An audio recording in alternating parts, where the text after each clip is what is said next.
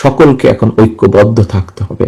সেটি আমরা বিএনপির নেতাকর্মীরাই হই, সেটি অন্য দলের নেতাকর্মী যারা গণতন্ত্রে বিশ্বাস করে।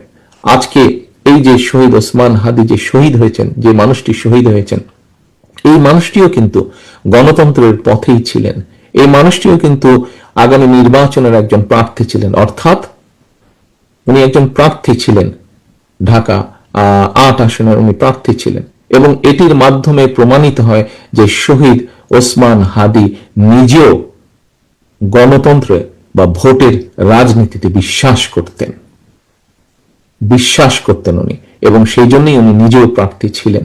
কাজেই আজকে শহীদ ওসমান হাদির প্রতি যদি সম্মান রাখতে হয় আমাদেরকে, আজকে আমাদের জুলাই শহীদদের প্রতি যদি সম্মান রাখতে হয়, জুলাই যোদ্ধাদের প্রতি যদি সম্মান রাখতে হয়, আজকে আমাদের ৭১-এর শহীদদের প্রতি যদি সম্মান রাখতে হয়, ৭১-এর মুক্তিযোদ্ধাদের প্রতি যদি সম্মান রাখতে হয়, তাহলে আমাদের একটাই লক্ষ্য হতে হবে এখন, দেশের মানুষের জন্য যেভাবে শান্তি প্রতিষ্ঠা করা এবং দেশের জন্য কাজ করা, দেশকে সামনে নিয়ে যাওয়া।